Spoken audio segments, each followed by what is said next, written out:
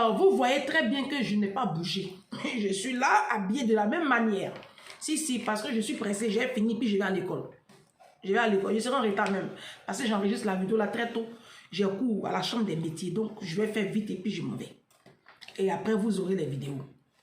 Bon, là, nous sommes dans la deuxième vidéo. Là, on va parler maintenant de l'éducation proprement dite de nos enfants. Bien avant ça, je vous conseille, vous savez, moi j'aime beaucoup la lecture. Je vais faire une vidéo sur l'importance des livres. Je vous conseille ce livre-là que j'ai lu, qui m'a fait beaucoup de bien. D'accord? Savoir dire non aux enfants pour une autorité saine et pédagogique. Des conseils et des exemples concrets. D'accord? Ce livre-là, c'est un livre qui est très bon. Ah non, moi, il est de Robert Langis. Le livre est bon, hein? Ça m'aide beaucoup. Là, j'ai découvert un autre livre là sur comment comprendre son adolescent. Si, je vais aller à la FNAC. Bientôt, quand je vais prendre ça, ma fille, elle a encore 6 ans, mais je vais payer maintenant pour bien m'apprêter, quoi, pour son adolescence. Il dit dans la vie, il ne faut pas être bête. Donc, moi, je lis. Je vous conseille ce livre-là. Je vous conseille. C'est à la... Il coûte 17 €. Le livre coûte 17 €.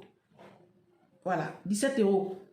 Vous aurez ça à la FNAC ou bien sûr Amazon. D'accord? Très bien. Donc, l'éducation proprement dite de nos enfants, on est parti. Alors, hier, j'ai ma petite soeur qui allait à la FNAC d'Abidjan. Elle se promenait et puis elle s'est retrouvée à la FNAC d'Abidjan. Elle arrive à la FNAC d'Abidjan. C'est elle qui m'a appelé pour me dire ça. Hein? Elle voit une petite fille, maximum, si elle a trop, c'est 11 ans. Si elle a trop. Elle-même, elle a une fille de 14 ans, donc elle sait. Si la petite est trop âgée, c'est 11 ans. La petite a porté habit, non? Elle a porté ras de fesses. Les shorts en jean là. Et puis c'est déchirage. Et puis on voit les bords de ses fesses. Et puis elle a porté Spencer habit qui arrive ici. Puis on voit tout son ventre. La petite fille de 11 ans là. Oui, si. Elle a porté ça. Et puis maintenant, les parents ont mis mèche. Les parents ont mis sur tête de la petite fille là. C'est dans le dos. Si, on dirait une sirène. Si. Et elle était avec ses parents, son papa et sa maman. Voilà. Les Ivoiriens appellent ça enfant choco. Enfant de merde, oui. Enfant choco. Ça ne va pas chez vous. Mais je viens sur vous. Donc la petite fille là, elle avait 11 ans. Regarde comment ses parents l'habillent. Quand vous habillez vos enfants comme ça là, dites-moi, qu'est-ce qui vous surprend? Qu'est-ce qui vous surprend quand l'enfant a... Quand elle a 17 ans, 18 ans, et puis elle s'habille comme une prostituée là, tu es choqué de quoi? C'est toi-même qui comment tu as habillé ton enfant comme ça. Moi, je suis allée à Abidjan. En 2021, j'ai envoyé ma fille dans un coin de piscine là, où on fait les activités de piscine là. Et tous mes neveux. Arrivé là-bas, il y a une petite fille de 12 ans comme ça. Elle est dans la piscine en train de se caresser les seins. Elle a porté maillot de bain 2 pièces. Ses parents lui ont fait une coiffure de grande. Elle est maquillée dans la piscine. Bébé de 12 ans. Hein. Et puis elle a porté maillot de bain 2 pièces. C'est pas ça même qui me choque. Ce qui me choque, c'est que la culotte du maillot de bain là, c'était en string. String. Petite fille de 12 ans. Moi, je ne sais pas si ça va chez vous. Hein. Quand moi je travaillais, mon mentor, quand je dis mon mentor à Poissy, M. Jérôme, quand je travaillais là-bas encore, il n'a jamais accepté que sa petite fille porte maillot de bain 2 pièces. Je ne comprenais pas. C'est aujourd'hui je comprends. C'est un blanc. Hein. Sa femme même, elle faisait parler avec lui. Il dit non. La petite là, quand moi je la gardais, elle avait 3 ans, 4 ans, 5 ans, 6 ans. Elle ne portait pas maillot de bain 2 pièces. C'est aujourd'hui où elle est un peu grande, adolescente là. Son papa lui permet ça. Mais elle ne portait pas quand elle était enfant. Vous comprenez? Donc, ça c'est ça. Les mamans qui habillent. Les habits qu'on voit au supermarché, tout ça là. Est-ce que vous êtes obligé d'acheter? Est-ce que vous êtes obligé d'acheter? Vous n'êtes pas obligé d'acheter. Habillez décemment vos enfants. Parce que quand vous les habillez comme des prostituées là, il y a un message derrière. Il y a un message derrière. Ne soyez pas étonnés quand vos enfants, à l'école, il n'y a pas d'école et puis tout ce qui les intéresse, c'est le matu vu. Il y a une autre catégorie de mamans qui font les dreadlocks à leurs petits garçons. Elles sont pleines à Paris ici. Et on dit c'est à la mode aussi à Abidjan. C'est à la mode dans la sous-région ouest africaine. Là. Les Congolais, eux, c'est les travail. Les dreadlocks aux petits garçons de 4 ans. Tu vois des bébés même qui ont dreadlocks. Je les vois ici. Je suis tellement scandalisé que ma bouche est comme ça. Dreadlocks. Des petits enfants de rien du tout. Si tu coupes les cheveux de ton enfant, là, ça fait quoi? Ça fait quoi? L'enfant t'a demandé quoi? Dreadlocks. Moi, quand je travaillais à Poissy, j'ai vu une maman. C'est une Congolaise. Elle a fait piercing sur son petit garçon qui était en grande section. Ma patronne blanche, là, elle m'a interpellé dessus. Elle dit, mais vous les Africains, là même, ça va chez vous. Ma patronne blanche, là. Il a dit, j'ai vu aussi, mais j'étais tellement choqué, je ne sais même pas comment il lui dit. Ici même, où j'habite là, la dernière fois que j'étais allé faire les courses à Melun, j'ai vu un petit garçon de 9 ans, 10 ans comme ça. Il a fait piercing 2 oreilles. Il était sa maman. Maman là même, tu la vois. Moi, je ne sais pas pourquoi vous faites ça. Bon. J'ai vu aussi une petite fille qui a fait piercing sur langue. Une petite fille de 12 ans, les adolescentes, la piercing sur langue. Elle a fait piercing, elle pèse. Là, l'été arrive là. Oh, on est foutu. Elles vont porter les habits là, ça arrive ici. Hein? Habits là. Sein là est tombé. Elles ont de gros seins, c'est tombé. C'est pas les problèmes. Elles ne mettent pas soutien. Habits là arrive ici. Puis tout le ventre est dehors. Elle piercing sur le nombril. Tatouage sur tout le corps. Tu demandes leur âge là. Elles ont 13 ans, 14 ans. Elles sont maquillées de façon ostentatoire. Maquillage là, qui a acheté? C'est vous qui payez maquillage là. C'est vous les parents qui payez maquillage là. Moi, ma petite fille, elle a 6 ans. Vous savez, dans les jeux des enfants là, il y a les boîtes de maquillage. Je dis, tu n'auras pas boîte de maquillage. Elle a pleuré jusqu'à sa marraine dit, ok, je vais t'envoyer une boîte de maquillage. Mais sa marraine lui a envoyé une boîte de maquillage fictive. Ça dit, c'est une boîte, ça fait comme si c'est maquillage, mais c'est pas du maquillage en vrai. Quand elle touche là, elle voit qu'il n'y a rien. Donc, elle voit pour ses copines à l'école, elle pleure. Je dis, ma fille, je ne vais pas t'acheter maquillage. Les jeux qui sont remplis dans ta chambre là, si ça ne te suffit pas là, il faut le laisser. Moi, je ne vais pas t'apprendre maquillage. Il faut aller à l'école. Si tu as envie de te distraire là, je t'ai acheté des jeux pour te distraire. Il faut aller prendre ça, tu vas travailler. Il faut laisser maquillage. Donc, il y a ça. Des jeunes filles qui mettent cils. Des petites filles de rien du tout. Elles mettent faux cils, faux ongles. Elles mettent les ongles là comme ça. Et puis, il y a une catégorie de mamans. Ça, c'est les mamans africaines, pratiquement elles toutes. Vous mettez des mèches sur la tête de vos enfants. Vous encombrez, vous étouffez la tête de vos enfants avec les mèches. Mèches là même jusqu'à la couleur dedans. Moi, je ne mets pas mèche sur la tête de ma fille. Les gens me connaissent. Moi, ma fille là, je veux qu'elle s'accepte. Je veux qu'elle assume qu'elle a des cheveux crépus. Je veux qu'elle assume la couleur de sa peau. Je veux qu'elle assume ses origines. Si. La dernière fois, elle dit, maman, Laïla a dit que je ne suis pas belle parce que mes cheveux ne sont pas longs, mes cheveux sont crépus. Elle dit, va dire à Laïla que eux-mêmes qui ont cheveux lisses là, ils ont envie de nous ressembler. Ils vont se bronzer, ils vont payer lampe UV pour chercher à avoir notre va dire à Laïla que nous là, on a les jolies fesses. Si, on a les jolies fesses. Va dire à Laïla. Dieu ne donne pas tout. Va dire à Laïla que nos cheveux là, ça nous plaît. Les cheveux, quand on vend sous, puis elles sont embrouillées là. Cheveux, quand elles sont dans la salle de bain, ça traîne partout là. Les blancs ont problème aussi. Hein. C'est pour ne rien vous envier les cheveux. Moi, je travaille chez eux. C'est pour ne rien vous envier les cheveux. Moi, je travaille chez Blanc pendant 13 ans. Je peux vous dire que, ne vous inquiétez pas, ils ne sont pas très fiers de leurs cheveux. Hein. Moi, je vous dis. Vous êtes là, vous ne connaissez pas la valeur que Dieu vous a donnée. Toujours en train de vouloir copier. Et finalement, vous inculquez ça à vos enfants. Qui n'ont Dieu que dans l'apparence. Nos enfants d'aujourd'hui là, tout est dans leur apparence. Ils ne regardent plus l'école. C'est de votre faute. Bon, il y a aussi une catégorie de parents qui éclaircissent leurs enfants, qui prennent des produits éclaircissants. Ils appellent ça Kimpreni. Ils mettent quelques petites gouttes de produits éclaircissants dans la crème des enfants pour que les enfants soient, d'après eux, enfants choco. Oh, je ne sais pas, moi-même, ce sujet-là, ça me dépasse aussi un peu.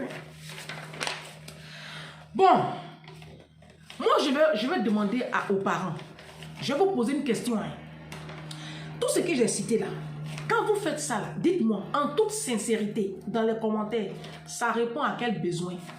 C'est quoi l'intérêt? Je veux savoir dans les commentaires.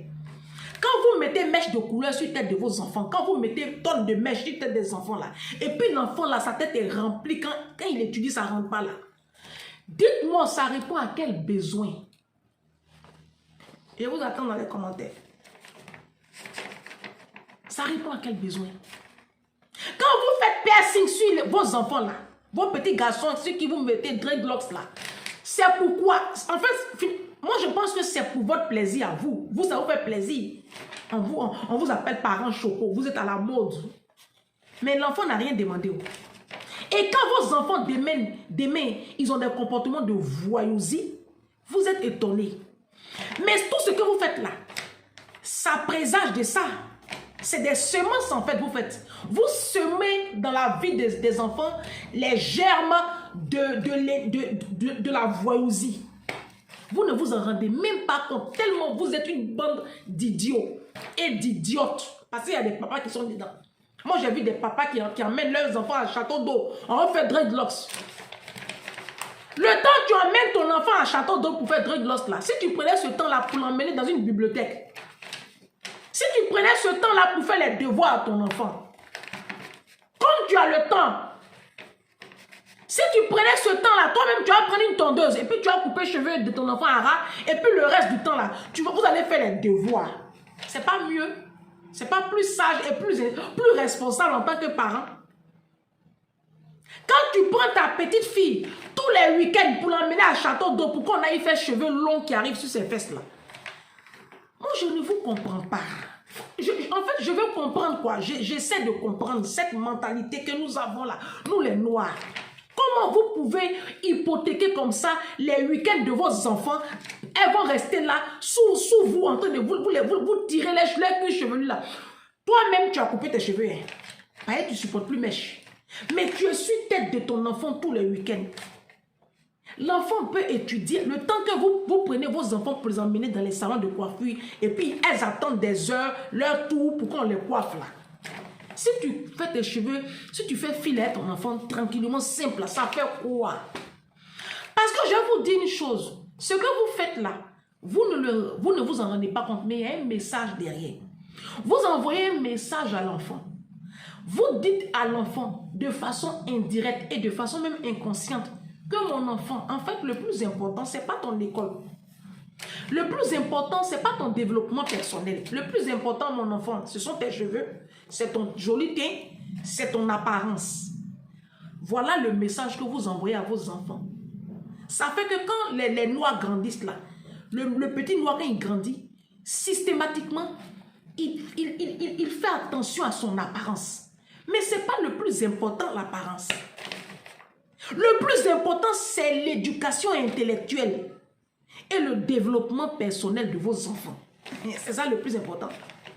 Ça fait qu'aujourd'hui, notre jeunesse là, école là, ça ne les intéresse plus. Nos enfants là, école ne les intéresse plus. Ce qui intéresse nos enfants aujourd'hui là, c'est fossiles, faux ongles, mèches humains, les iPhones et puis habillement. Parce que vous, c'est ce que vous leur avez inculqué. Je vais faire maintenant une troisième vidéo où je vais partager avec vous les valeurs morales que nous devons inculquer à nos enfants. Quelles sont les valeurs morales que nous devons inculquer à nos enfants? Et je vais vous dire dans cette troisième vidéo-là, concernant l'éducation de nos enfants, l'importance de discuter et d'instaurer dans la famille des réunions de famille. Quand je dis réunions de famille, ce n'est pas vos réunions d'hypocrisie là, où on se rassemble les cousins. Non, non. Je vous parle de papa, maman, enfant. Ou bien maman et puis enfant. Je vais vous prendre l'exemple de notre maman. Comment elle nous a inculqué ça. C'est pour cela que nous, on a la parole facile dans notre famille. Oui, oui. Parce que on cultive ça chez l'enfant. Hein. On cultive ça chez l'enfant. Vous comprenez? Faisons beaucoup attention à nos actes que nous posons. Il y a des choses qui sont... La Bible dit tout est permis, mais tout n'est pas utile. La Bible dit, c'est pas péché. Hein? La Bible dit tout est permis. Tout ce que nous faisons là, c'est pas comme si c'est péché, mais c'est pas utile. C'est pas utile, c'est futile. Il y a des choses qui sont plus sérieuses, sur lesquelles vous devrez plutôt mettre l'accent, au lieu de mettre l'accent sur l'apparence de vos enfants. Enfant a demandé quoi? Enfant n'a rien demandé. Il faut juste lui donner une bonne éducation, le nourrir, faire ses devoirs, l'accompagner à l'école, et puis lui envoyer le message pour dire que va à l'école, va à l'école. C'est pas mèche, c'est quoi? essayez de vous revoir. Mes parents, essayez de vous revoir. C'est pour cela que moi, je parle sur ma chaîne de changement de système de pensée, de mindset. On va révolutionner notre système de pensée. Il faut qu'on arrête.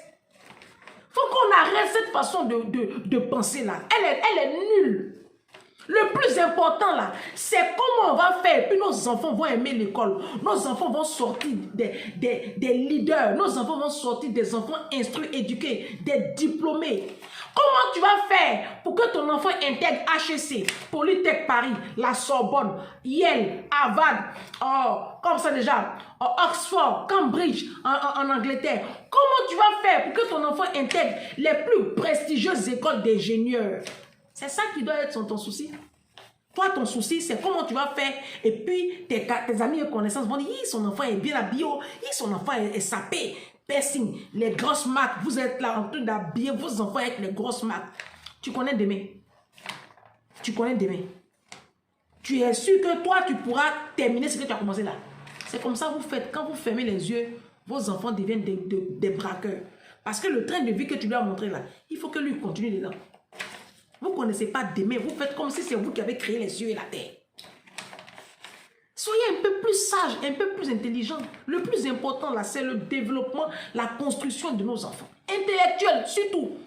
On bâtit des nations avec l'intellect, avec des intellectuels. On ne bâtit pas une nation avec des enfants qui ont quitté l'école au CM2, en 6e, en 5e. Non, hein, moi je vous dis. On bâtit une nation puissante avec des enfants qui sont allés à l'école, qui ont bac plus. Vous savez pas ça? Vous savez pas que ce qui fait l'handicap même des Africains, c'est parce que on n'est pas allé loin à l'école. On n'a pas de grands... Ils sont là et ils ne sont pas beaucoup. C'est ça. On se dit à bientôt pour une prochaine vidéo.